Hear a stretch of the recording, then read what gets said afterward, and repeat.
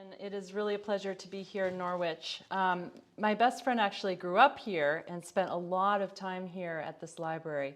And so when I spent some time with her and her mother a few years ago, her mother lives at Kendall, we were sort of peeking in the windows because it wasn't open, but we were just sort of remembering all of the important connections she had through the books here. So it's really a pleasure to be here, and I want to also thank Jacob and Catherine from Vermont Humanities for the generous invitation to share our work tonight. And to all of you who are tuning in, it's really, I think, important to have these moments in our life, these ritual breaks where we can come together and think creatively and productively about human connection, both here in Vermont and in the world. So the first part of this talk is, a reflexive journey back into my own coming of age. As Lucinda mentioned, I grew up in Addison County, and that was, very much a part of my becoming interested in rural community and in school-based settings for health.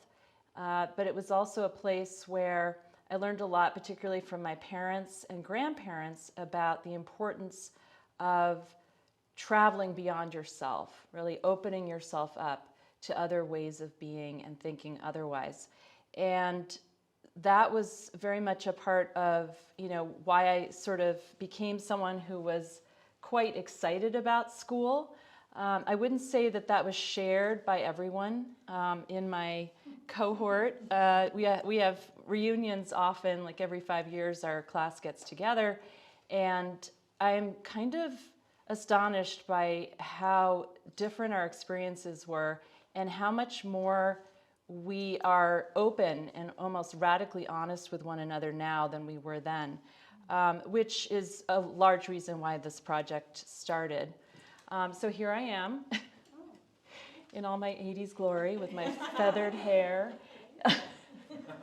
because it was mandatory, obviously, to have feathered hair.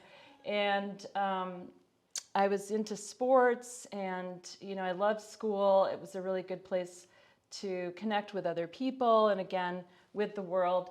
And it was definitely a place that was also riddled with problems. And some of those issues were around things that we didn't even have words for, right? Like bullying and sexual harassment.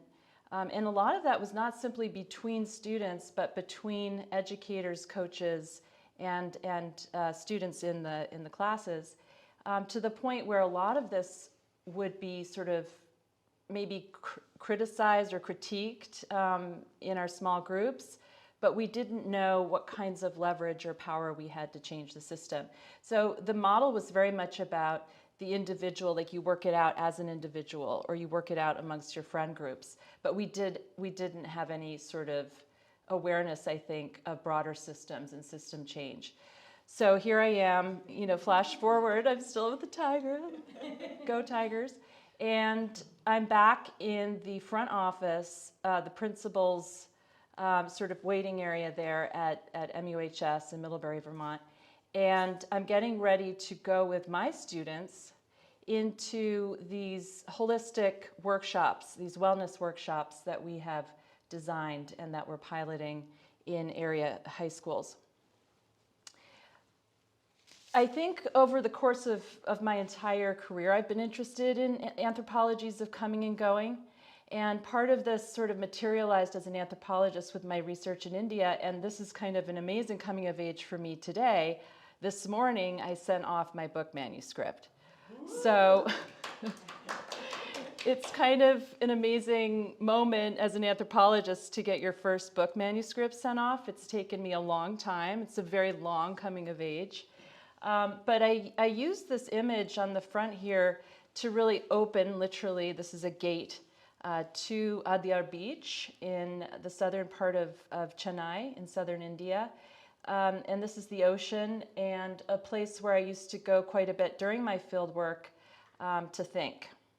And to think about the kinds of information and interviews, most of which were not happening in English, mostly in Urdu and Hindi, and to really kind of process my fieldwork experiences as well as all of the different information that was coming in about passages and practices of health, medicine, gender, the body, kinship, all of which are still relevant to the project that I'm going to be talking about today. So I'm, with this slide, sort of trying to give you a sense of a thread, even though it might seem very distant or geographically separate from where we are now in Vermont.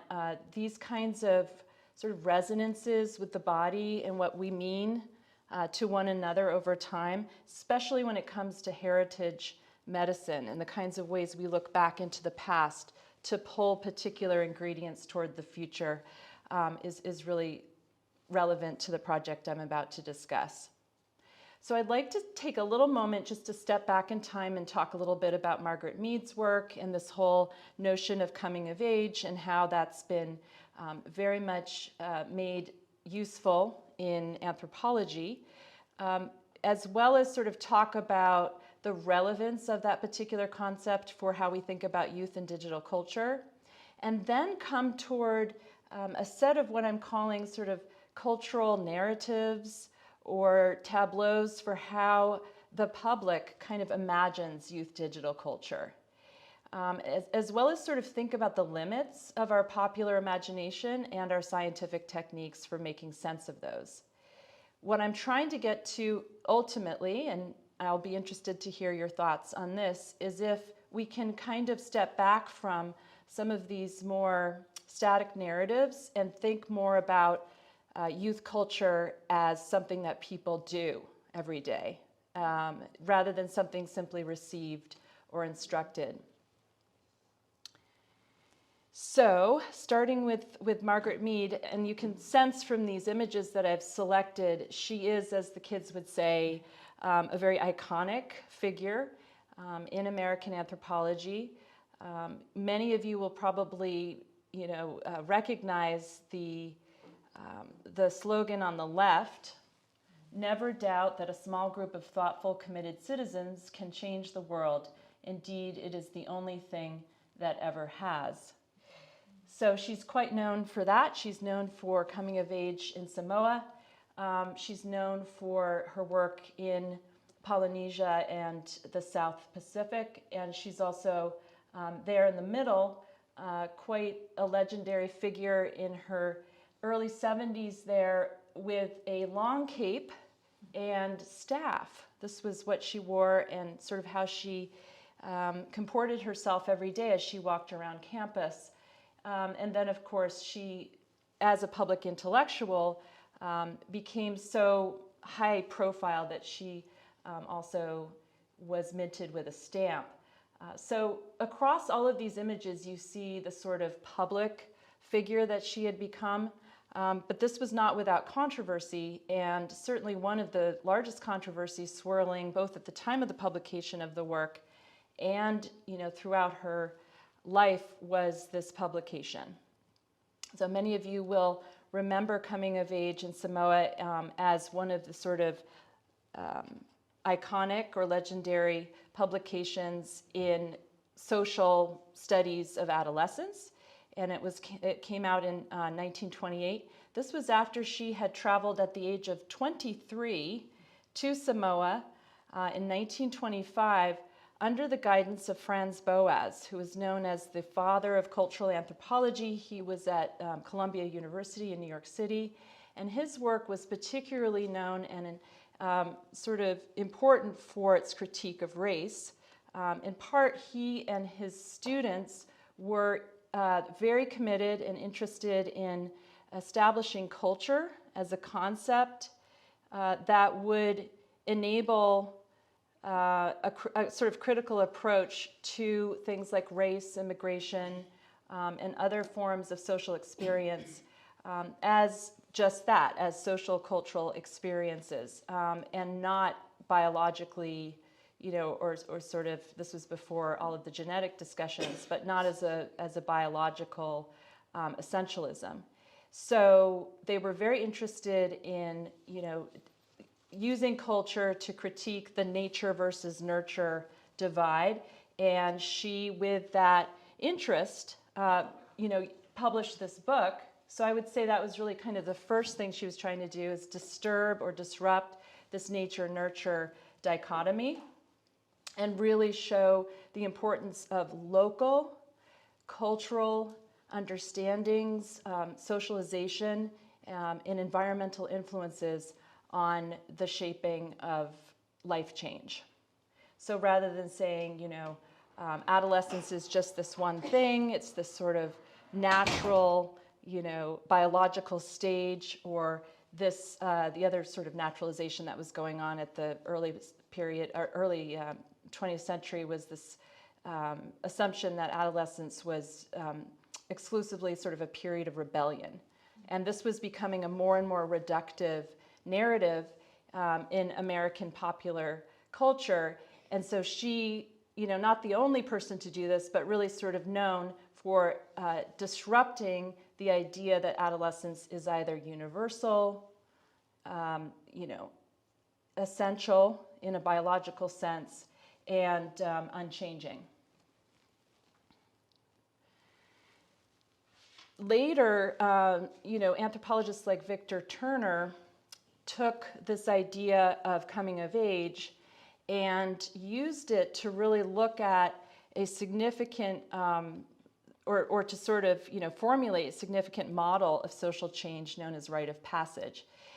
He was borrowing this from the linguist Arnold van Gennep, who in 1908 had written about rite de passage in French.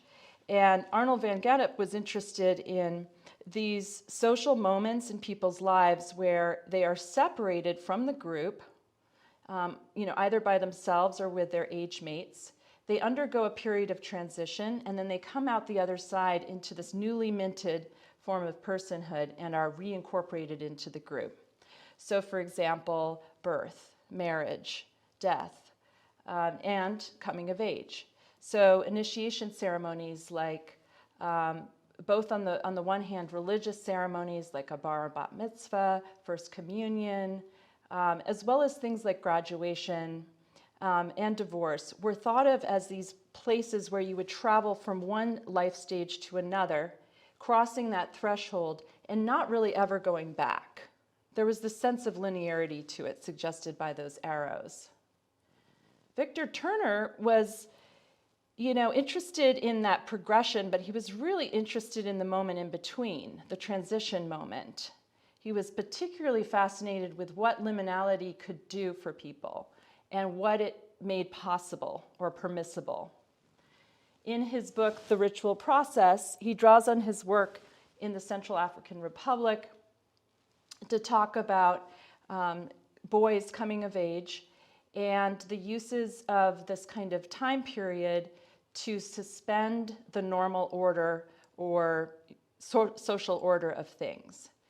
It didn't mean that this was some kind of blank slate, that the boy was sort of, removed or evacuated from a social context, but rather it was an interstructural moment, a moment of being hyphenated or suspended between one state and another, and in that state, very possible, very potential for something else.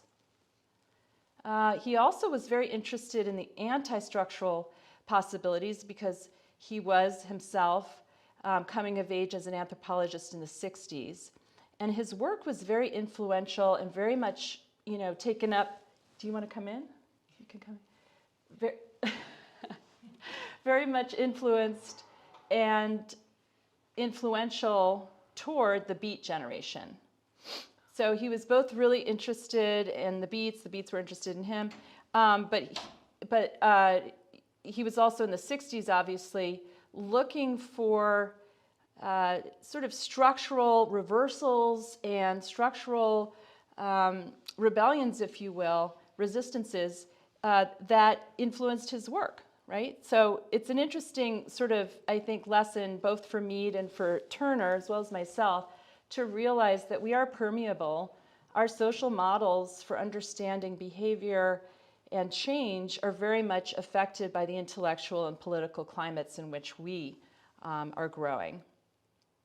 So what he saw and located in that interstitial moment was really this time of ambiguity, of real possibility, permissibility, and even equivalency, right? The possibility that people could be equal with one another.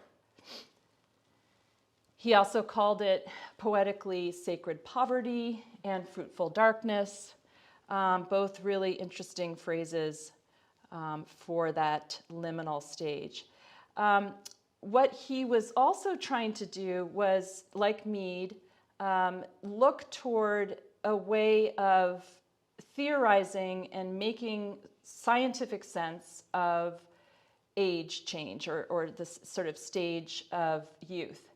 But at the same time, people like Dick Hebdige, who's a sociologist, British sociologist, were looking around their own culture, specifically in the UK, to pick up a lot of kinds of signs and signals of what was changing in the 1950s and 1960s British culture, especially popular culture, and what that would say about what he coined as subculture. So he's very well known for his notion of youth subculture, and that's when we talk about youth culture or youth subculture, that's where we're getting it from.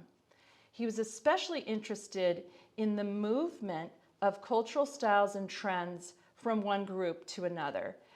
And that would include cultural appropriation. So he's very interested in the movement of Black styles and trends from fashion to music to political style to street style, to bring all of that and to understand how that was being taken up by white subgroups of youth, including hipsters, beats, and punks.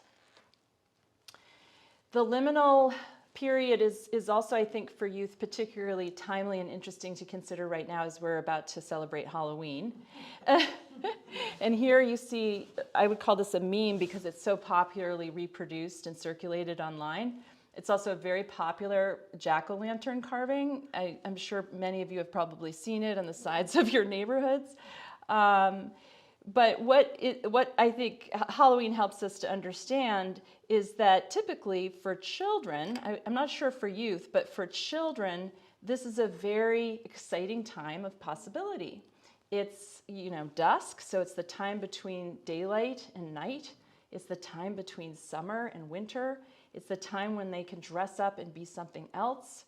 And I think many of them literally believe that they are someone else that night and probably for several weeks afterward.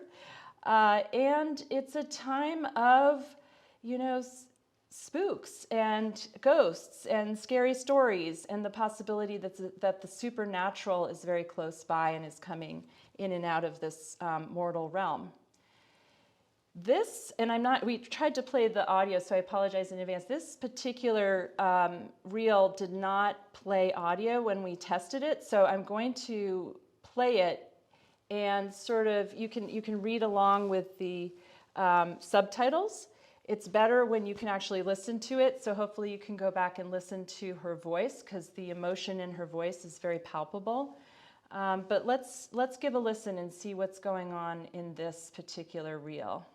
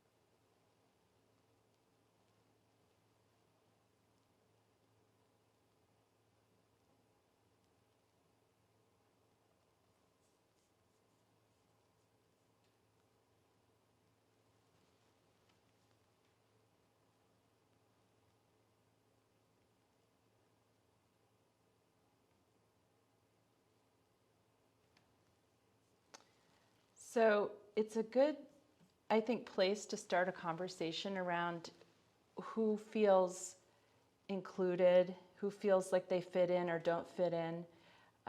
And this very real possibility that youth, teenagers, et cetera, who are coming to people's doors might, really still enjoy being kids. And, I think for many of us who still do enjoy Halloween, I do, that's not such a distant, possibility. And I think it sort of behooves us to think a little bit more about what we mean by age and the delimits or, parameters that we set around age.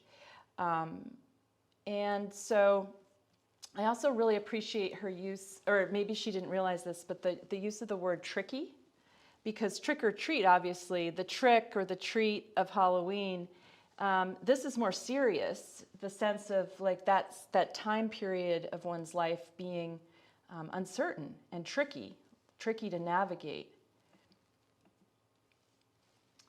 It was because of, a lot of these sorts of questions that in 2017, enough students at the University of Toronto, where I used to teach before I moved to Middlebury College, were coming and saying, we really want to investigate these questions at closer range. Is there a way for us to do that, research? Can we start something with you? And I thought about it, and at first I thought, well, maybe we could do like a group independent study or, like a course, a reading course. But then I realized that what we were really looking at with all of these different platforms that people were using, Instagram, Tumblr, Twitter, YouTube, that it was really kind of important to have a set of methods that we could learn together, and then also have students have time to really engage with these projects and be able to write about them. So we started the Body Online Lab, and these are the first group of students that I worked with in Toronto. These are the students giving presentations at the Society for Cultural Anthropology meeting that happened that year. And we were really interested in sort of inspired by the work of Dana Boyd, who is a senior researcher at Microsoft and as well an adjunct, an affiliated faculty member at Georgetown. And Dana's work is really, it's really cool. I mean, this book is really legendary. 2014, she publishes It's Complicated, The Social Lives of Networked Teens, and since then has done quite a lot of other work in this area. But these were the kinds of touchstones in social anthropology and cultural studies that we were going to make sense of some of these images you see on the right in terms of online experiences of youth. So, from political movements in Toronto around anti-Black violence, Islamophobia, the sort of interests of trans and queer youth to be recognized and validated in public space, including at University of Toronto, and for also along the whole gamut for mental health services to not just be something that people were talking about in terms of access, but really looking at the kinds of relationships that were being afforded and made possible for students in terms of mental health. And so what my students were basically saying was, we cannot find a real sort of connection and lasting relationship with the mental health services on campus. We've tried.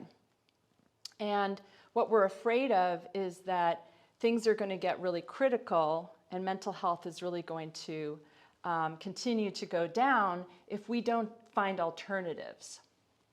And one of the places that one of my students, who was the really inspiration for the lab, Katrina Elmsley, she said, I really want to look on Tumblr, which is not really used as much anymore, but at that point I want to look at Tumblr and I want to look at the expressions of neurodiversity and community building in that space. And so I said, great, that's awesome, and here are some methods, and we talked about how to go about that, and we got IRB approval, and she went and she did that project.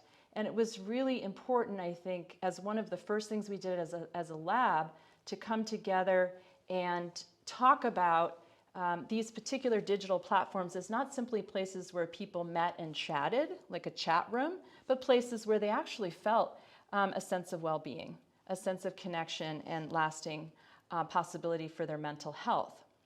So without saying that that was some kind of replacement, obviously for clinical care, if folks need it, we continue to move from there and look at other areas of, basically what was happening with kids, what were they thinking about, and how were they talking very, often, like daily, all day, on social media about these issues.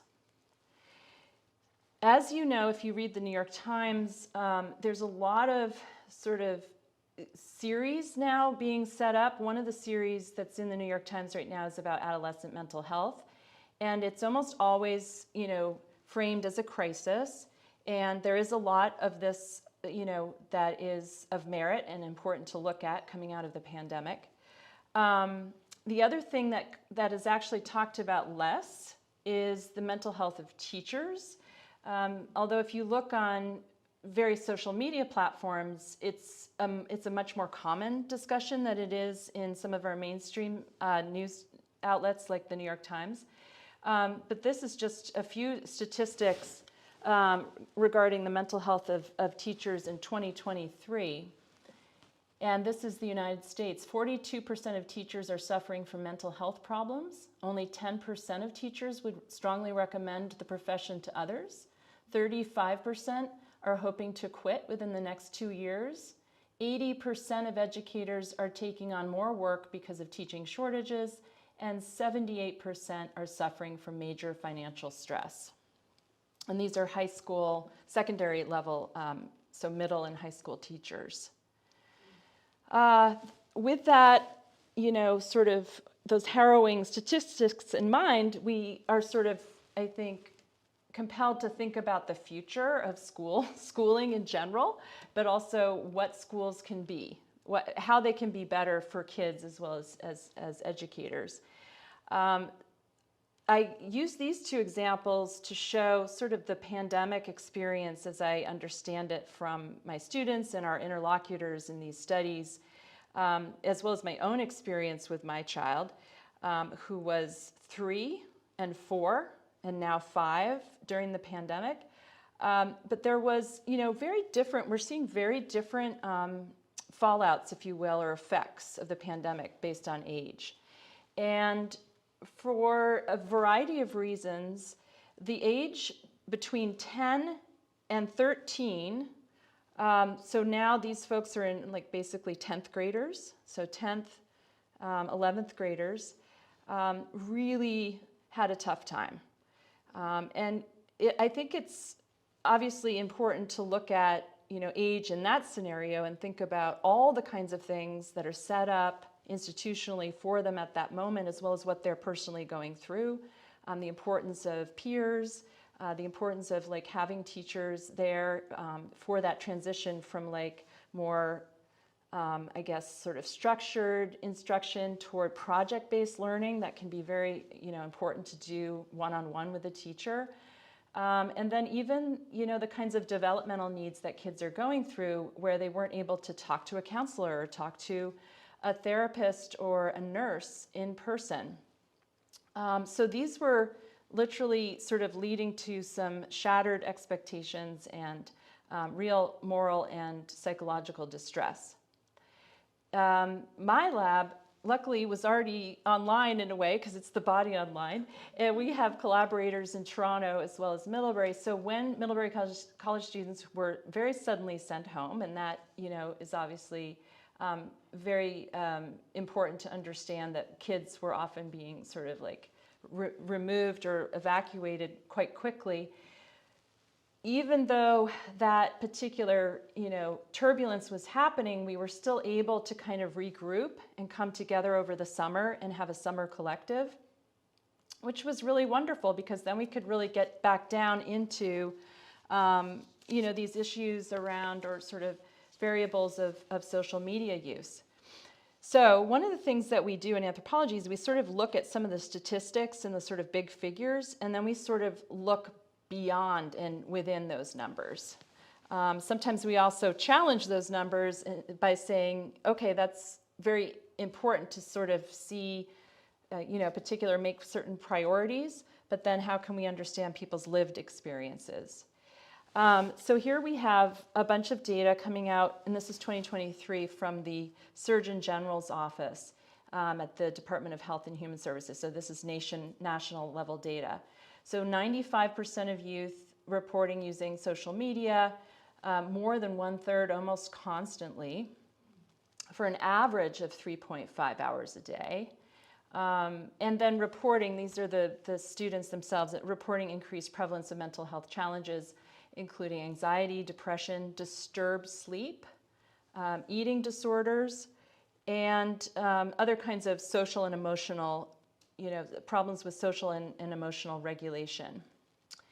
64% of youth reported often or sometimes being exposed to hate-based content, and a very high number disproportionately affecting adolescent girls and trans youth, reporting significantly higher levels of harassment, abuse, and cyberbullying.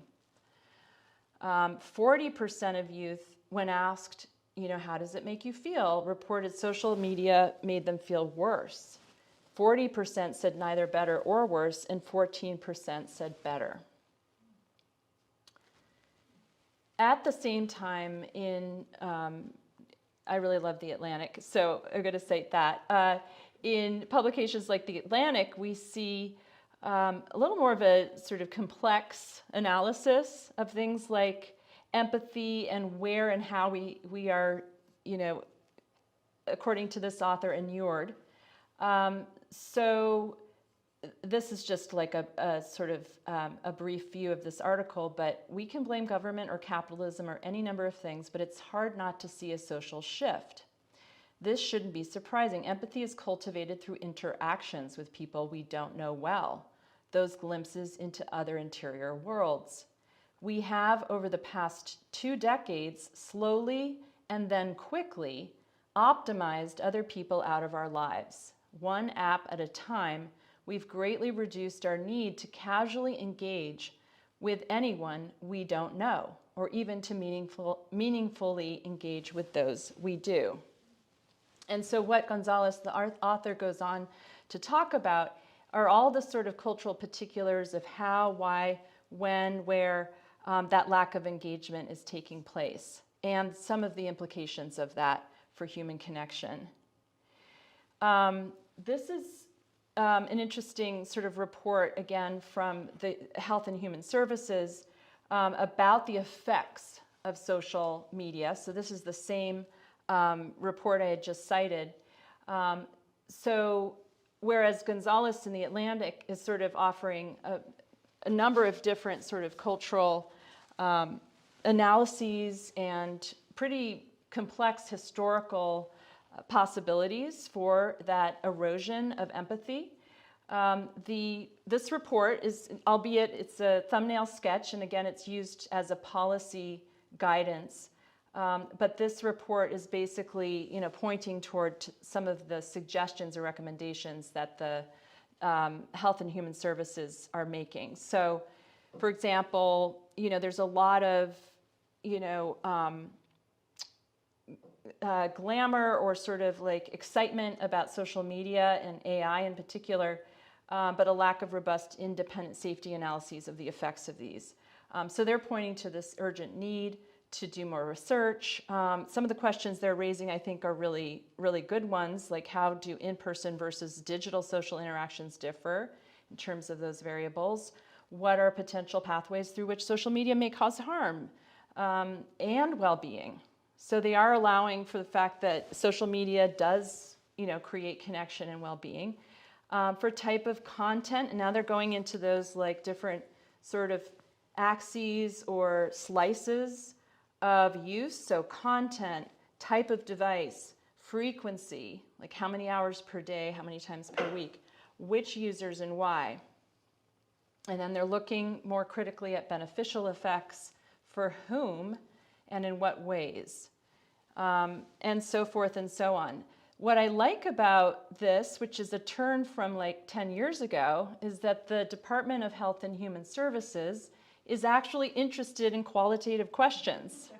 So, from a humanities point of view, it's pretty exciting to see at the top sort of levels of our public health structure in the United States this interest.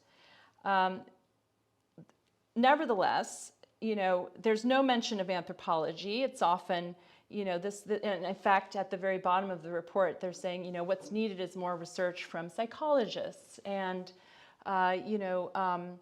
educators and policy analysts. But what's interesting is that anthropology is not included there, and I obviously think it should be. And one of the reasons I think it should be is because anthropology is well positioned to understand narrative.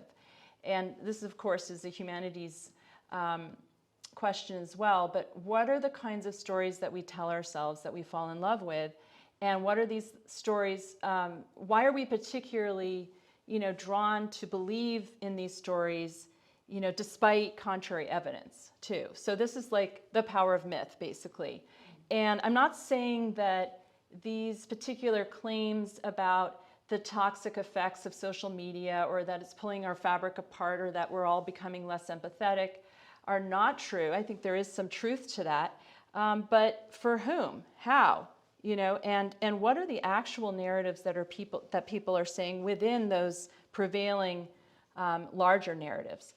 So part of how I see our lab kind of tackling this, and this is the sort of last part of the talk that I'm getting to, is taking these sort of larger, we could call them hegemonic, because they're very powerful modes of making sense, right? Things that we believe in strongly to be common sense at this point.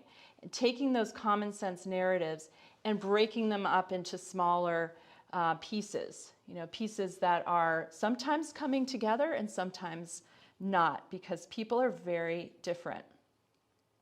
So I'm not going to go into each of these, but I will sort of touch on these thematics as we go forward. So one of the things that we can say, if we look across these cultural narratives and the kinds of information they're giving people, is that social media is functioning as a social institution.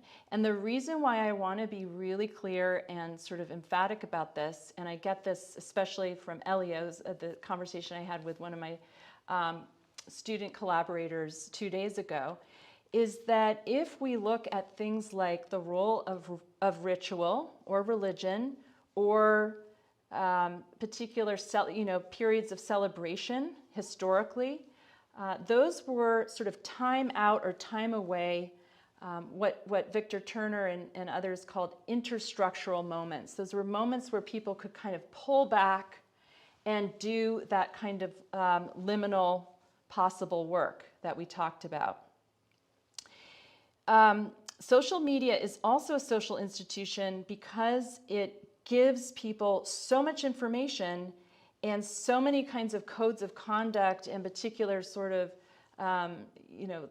like influences, if you will, to use influencer culture as a example, that it really is not necessarily replacing religion, but it's definitely having the role of, giving people a sense of self-worth, even though that's not necessarily always happening. It's giving people information about themselves, about their world. It's giving people particular, scripts and codes and norms, and it's giving people a sense of connection with one another. It's also giving people a lot of not great stuff. So, some of the stuff that I just mentioned, including this sense of, toxic culture or toxicity. And that's a very sort of like lengthy conversation. But this term, if you just do a search for toxic in Google, you'll get a number of answers to why that would be such a powerful term and why it would be such a compelling narrative. So if we can, sort of locate and really, I think, emphatically situate social media as a social institution, I think it enables us to really start looking at the ways in which social media operates to both give people information and, you know, a sense of meaning, as well as take that on. And I think that reciprocal relation of the social is really important. One of the things that I'm always thinking about in a talk like this is, what do we mean by social and what do we mean by more than social, or human and more than human? Because when we're talking about media and technology, we're also looking at, you know, the kind of sense of what is our bounded sense of the human. What is do we have like borders to our bodies? If I always have my phone in my hand when I'm walking around and I'm like, you know, thinking even when it's turned down on a table and I'm interacting with people at dinner, if I still feel its presence, does that mean that it's a part of me? And I would say absolutely yes. Like I absolutely do feel this like invisible leash, you know, this tethering, the umbilical cord.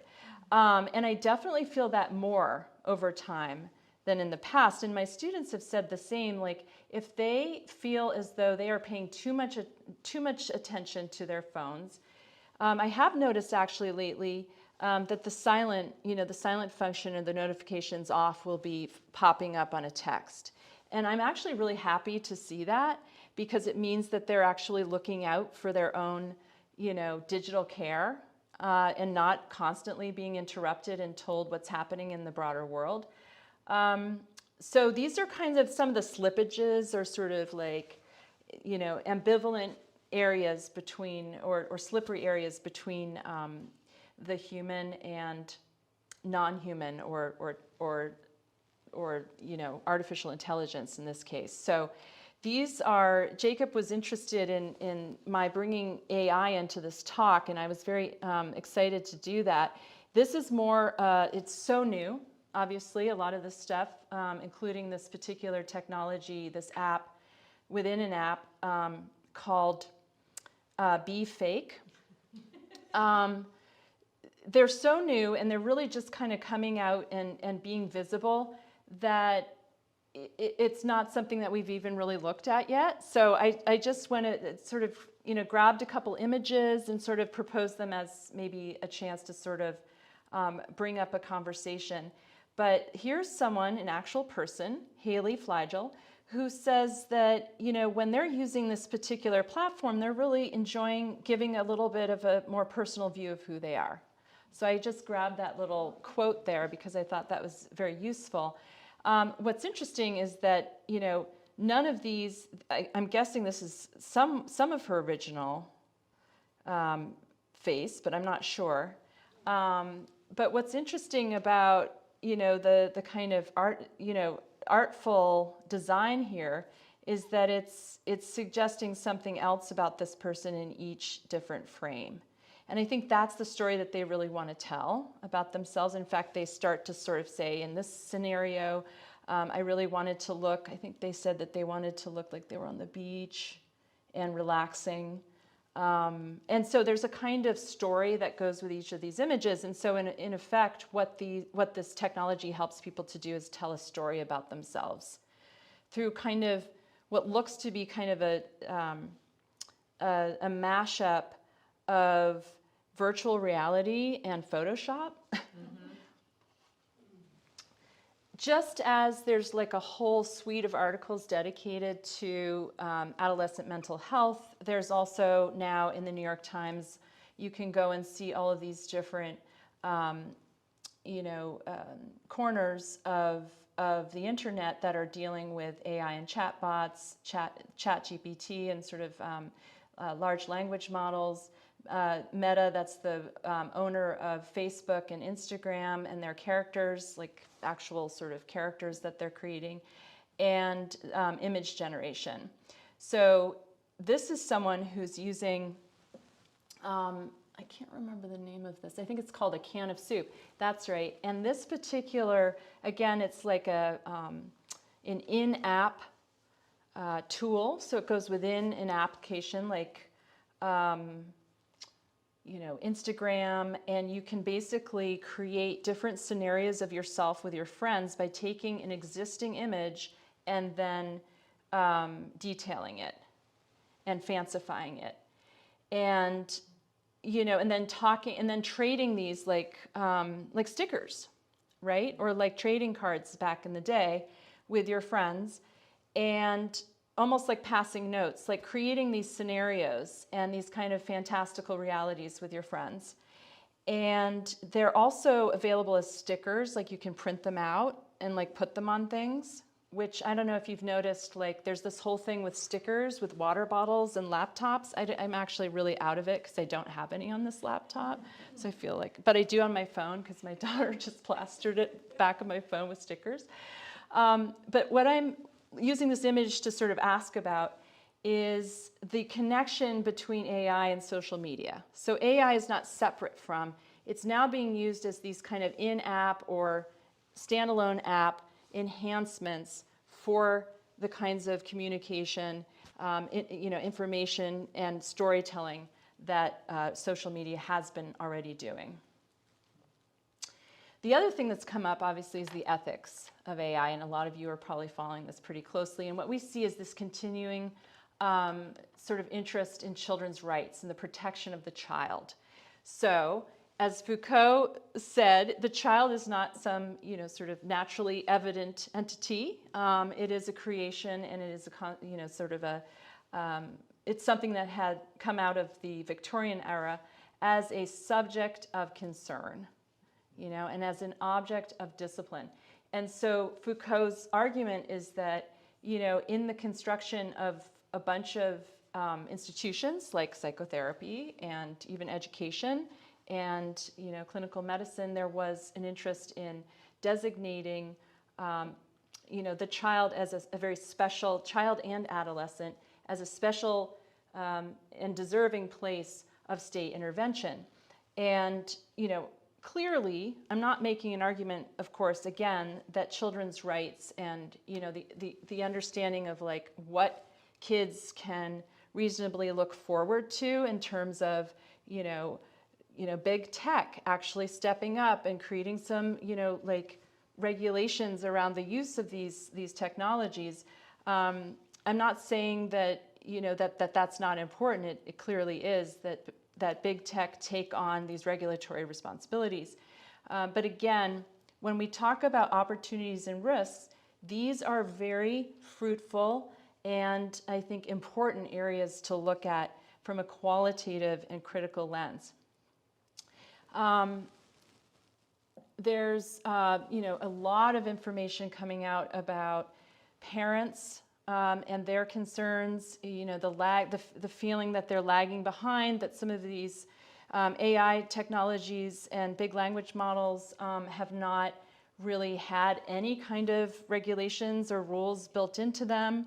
But this is actually, much more common to sort of talk about it in this almost moral panic kind of way, like, oh my God, it's taking over, than to actually talk about people's uses of it in the everyday. And I think that might be actually quite a much more sort of productive place to start. And I did find evidence that this is actually something that some companies are jumping on. So if we think about the ethics of like governance, and again, like, can AI, is it going to control us, or are we going to control it? Who is actually doing the sort of gatekeeping?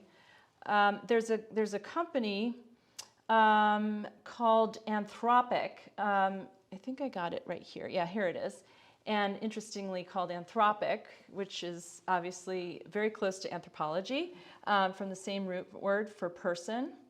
But the thing that they're trying now, having already tried constitutional AI being kind of like the input of, existing regulations on, sort of Apple's, terms of use, combined with the UN Declaration on Human Rights. Like, it was this kind of interesting sort of mashup, again, amalgamation of what the bot had done to sort of go out and, find stuff related to rights and kind of move it and mash it up to, no, I'm not saying it was like some kind of like weird thing. It actually did make sense. But what they found was they needed a more collective, input. And so what they did was they asked a whole bunch of people to, weigh in, and, they sort of crowdsourced this amongst more than 1,000 users in the United States. And they came up with something that was actually not that far away from the constitutional model. So the collective constitutional was the crowd-based, and it was based on human users.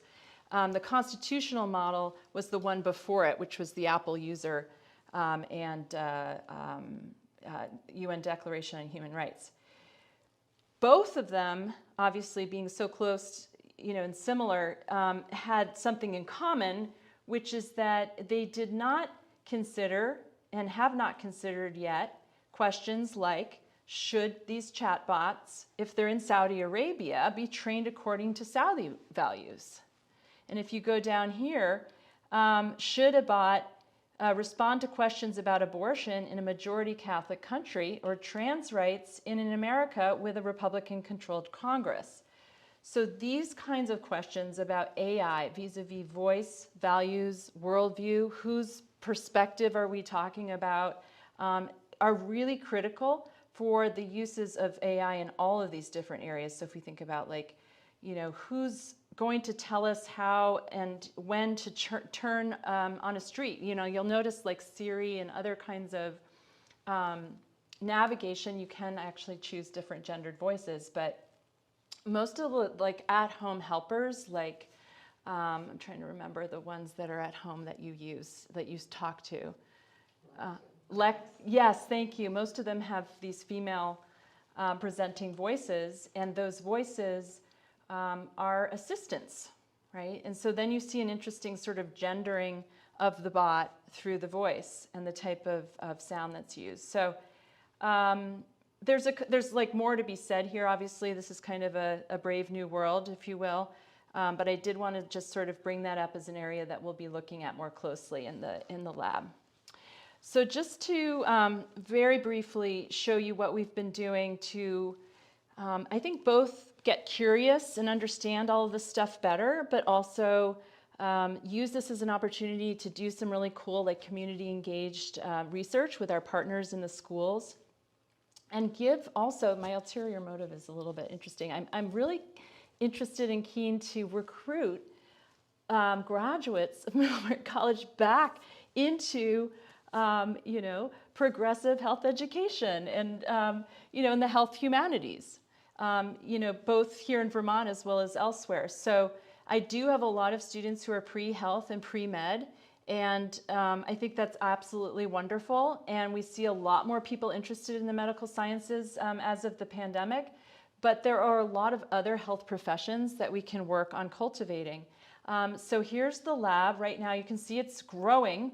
It's growing a lot, and largely because we have this funding, including from various humanities funders that I'll talk about in a moment, that's enabled us to really reach beyond some of our anthropological domain to think about critical health humanities. So really opening it up to digital storytelling, to relational health workshop design, and to the ways of like bringing some of these methods into clinics in our community. So some of the stuff that we've been looking to do in the last couple of years that we're doing also right now, we, through our ethnographic research, as well as the stuff that I had screened earlier, really settled on these 7 areas. So these aren't arbitrary. These are very much coming out of students themselves, as well as the state level data from the YRBS, as well as our community partners. So each of these has a group of students, 2 to 3 students, who are doing research in community as well as literature to put together an 80-minute workshop.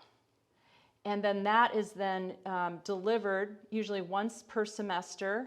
We might go up from that at local area high schools in our community. This would not be possible without our collaborators on the health provider side. So these are some of the nurses in Addison County who we're collaborating with. And we're doing the collaboration, but we're also, as part of that, interviewing people. So this is a part of a study that we started a couple years ago during the pandemic that's been really useful to how we think about but also imagine school health otherwise. Some of our meetings, obviously, they need to include food because that's what brings people together. And then, we're obviously looking at some of these data. This is just examples of very high level of folks not using condoms. If you see 50% and then 41% not using, if you subtract and do the math. And this is tracking with CDC data, high numbers of STIs, including over the pandemic, interestingly. And this is what has really driven the Vermont Department of Health and all of its collaborators on sexual health to basically deliver this.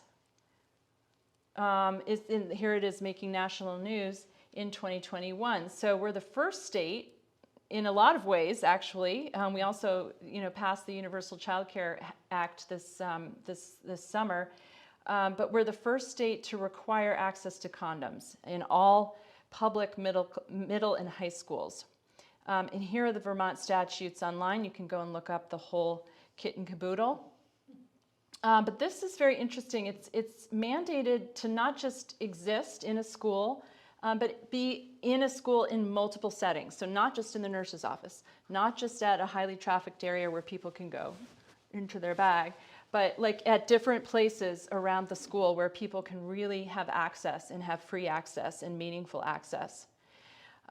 We wanted to go one step further, and so what we did was when the sexual and relational health group went in, we put together these goodie bags, which are on the back here, and these were full of like really great information, flyers, resources, as well as things like internal and external condoms. Because the thing about condoms is that they're often gendered. They're called female or male, so we're trying to get away from that. And they're also often distributed without any lubricant. And this is very, very obviously not okay because everyone needs lube.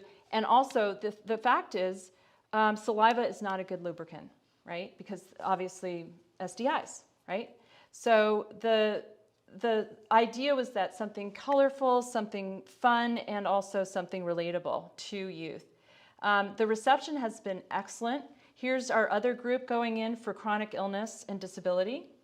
So starting with activities that are really, evidence-based, along national and state guidelines of comprehensive, inclusive health education. What do students need to hear based on the science? And these are all things that are obviously very well evidenced, and the state of Vermont is really leading the nation in a lot of regards. But we need more of this, right? Because it's not well funded. School health educators often are beleaguered in terms of what they can get through in their curriculum. They have very little time, and often they don't see students for more than one semester for the entire high school period. Like they can maybe only have a few months with the student before they move on to other years. So there's a lot of content to get through. And we, as a lab, want to make sure that that particular moment is going to be as good as it can be, because it could have a very lasting impact on someone's health and safety. So we want to make sure that it's done well. And so in that regard, we're very, very grateful to be funded by the University of New Hampshire Center for the Humanities and their Mellon Grant, as well as Middlebury College and some state of Vermont funding, to develop these workshops, which, these are the workshops that I just mentioned in terms of what the students are doing. We are putting together, extensive resource lists that are posted and will be posted. We're also developing, with this funding this year right now, pedagogy that it's sort of like train the trainer model. So people who are experts in critical health humanities, in public humanities, are coming to work with the students in our lab to make sure that they have the kit, of skills and tricks and fun stuff and relatable stuff that will make a difference and that will also be interesting to other publics, right, beyond the classroom. So these are just a few of our workshops. We have someone who has just delivered a workshop on trauma-informed health education and student stress responses. We have Lily coming this Friday from University of New Hampshire talking about queer storytelling and flash oral memoir in the public humanities. Cassie Tank's coming to talk about strategies for intergenerational public humanities. She's working with a lot of BIPOC youth and their interviews of elders in community in order to record stories from the sort of World War II and Vietnam War era and to bring those stories into the public. And then Elio, who I'd mentioned earlier, coming to talk and train us in queer health, justice, and futures. So where does this sort of bring us in our work? I have tried in this talk today to talk about coming of age in terms of its being like one time or space is not bounded. There are ways that we can think of it as special and in need of our attention, but I think a lot of times we can get more creative in terms of looking beyond the school, beyond the body, and beyond the sort of adolescent experience as bounded. What do we get when we do that? I think what we get is we don't get a passage from one stage of life or phase to another. We get instead something more like the metaphor of the strangler fig tree, which, as you can see on this post, reads, "As the fig's roots grow, they cascade down the trunk. Once they are in the ground, it competes for nutrients and water. Then it gradually tightens its grip around the host tree. This process hinders the flow of water and nutrients, causing the host tree to weaken and eventually die. Over time, the strangler fig takes over completely. Once the process is complete and the original tree decomposes, a hollow center is all that remains to mark its existence." So it sounds a little more possibly violent than I meant to say, but what's really beautiful about it is the kind of like shedding, it's like a molting kind of image, but it's still there, right? That sort of part of ourselves that is the kid, that is the youth, is still there, and I think this is really where I wanted to leave off in terms of further directions. For those of you who are adults tuning in, regardless of what age or life stage you're at, where and how do you think about friendship? Where and how do you think about things like connection, attention, and this beautiful metaphor from Catherine May about wintering and the importance of rest and retreat? These are all super important ways to think beyond coming of age to what we can be better and I think more expansively with each other. Oops. Thank you. Thank you.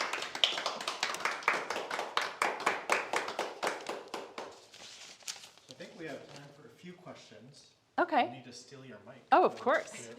This one right here? Yes. That way everyone can hear. Okay, sure. So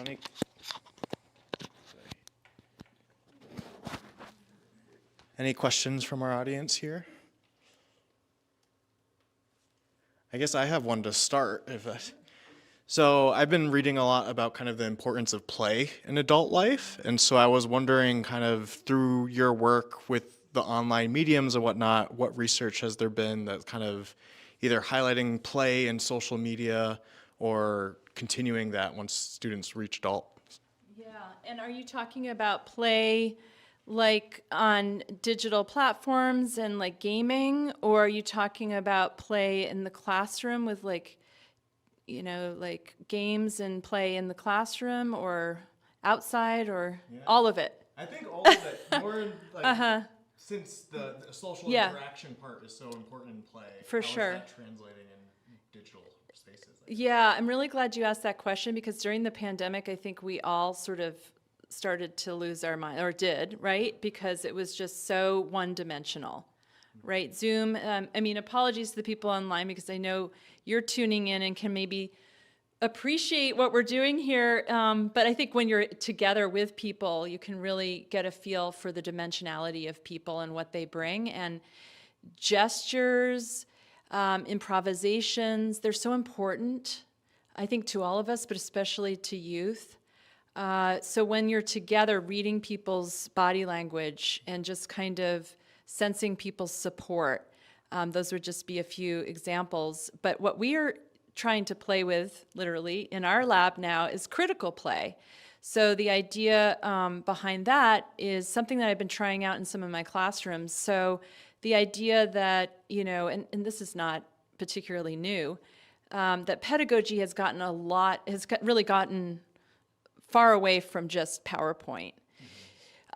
So while that kind of presentational content and it can be very useful and like that kind of information about like how do we do this particular ethnographic research method, like what are the ways some people have actually done interviews before, what's important to pay attention to when you do an interview, what not to do when you're interviewing someone. All of that is like super important guidance, but we can also do that outside, right? And so just recently we had some guests come into my ethnographic research class, and we went outside and we just paid attention to our environment, and we talked about the body as the first instrument, the first research instrument. And then we went all the way into sensorial ethnography. So methods of, playing with food as a kind of, culinary ethnography, like actually putting together a feast or putting together a cookbook as an ethnographic research, or a soundscape. There's so many different kinds of ways that we can both use technology to create things that are playful for other people to watch, but I think also in the process have some fun ourselves doing it in research. Anyone else? Yeah. So is information collected from throughout the state or just certain counties, or how did that work? So for some, that's a really good question. For some of the research that we've done with school nurses, we were doing that statewide. So we were doing more of a purposeful sample, trying to get a mix of different counties, middle and high school providers of different years of experience, and to get their feedback on what their students were going through during the pandemic. So that was really about student health and well-being in all of its different permutations, especially during the pandemic. Coming out of that, we've actually opened it up to other school-based health providers, and that's been primarily in Addison County. So mental health clinicians, pediatricians who are collaborating on these school-based health centers that we now have in 2 of our schools, which is amazing, and health educators. Including people both in counseling as well as in, the sort of classroom-based role.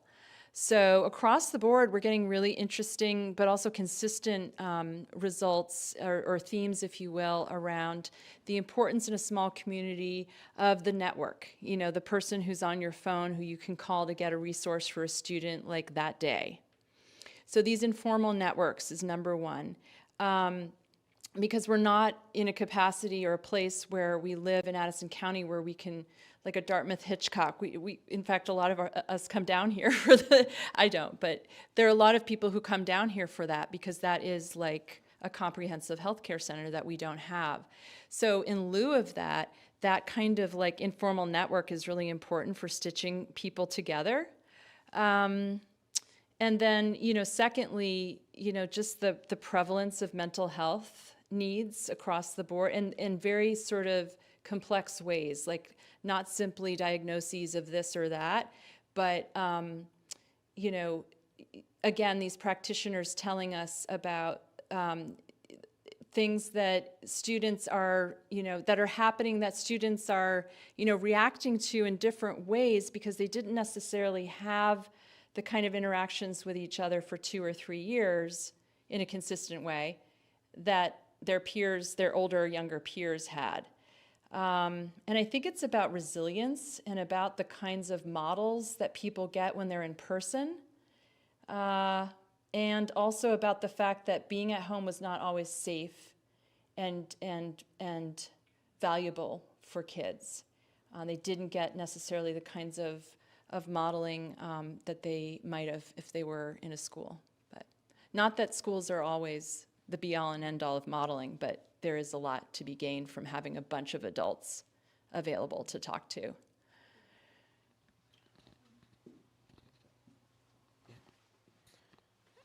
Yeah, I just have a question about, I know that the New York Times and some other news outlets talked a little bit about the Luddite teen, that there was this sort of flashback. And I wonder, since starting The Body Online in 2017, and here it is almost 2024, if you've seen any real-life anecdotal evidence that there are teens or people just making different choices about their digital life.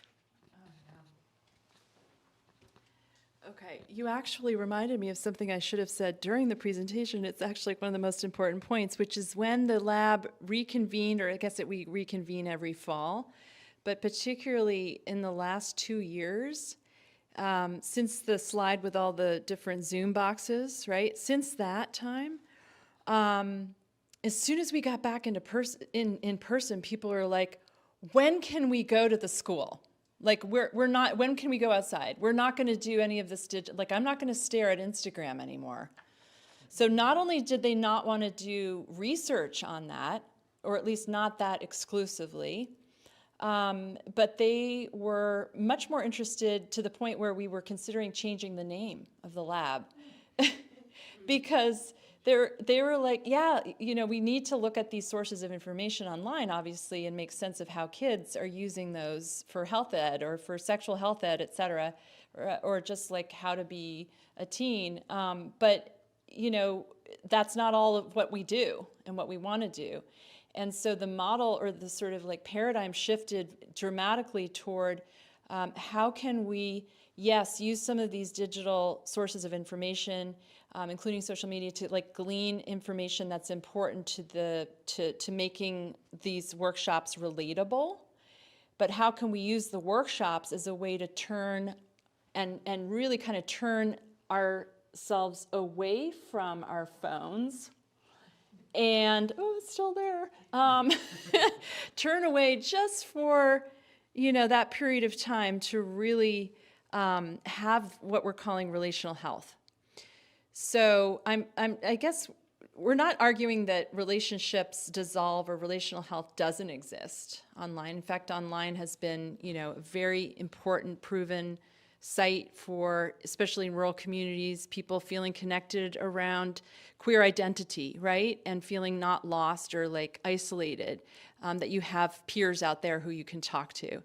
And because the queer youth in our community really have noted themselves, in fact, friendship, as one of the most important sites of health, we're not going to like move away. We're going to really go into that and figure out, well, if friendship is where it's happening, where are friends able to meet? And it's not just online. You know, it's the teen center, and it's like small groups and sort of other hangouts. So that's what we're looking at. And also, what's our responsibility to really like understand that health is not simply in a clinic. Health is in relation in a lot of ways, yeah. Thank you. All right, I think that's a wrap. Okay. Well, thank you so much. Thank you so much. This has been really fun, and I really appreciate the chance to get a little bit like deeper into the work. Yeah. Great, thank you.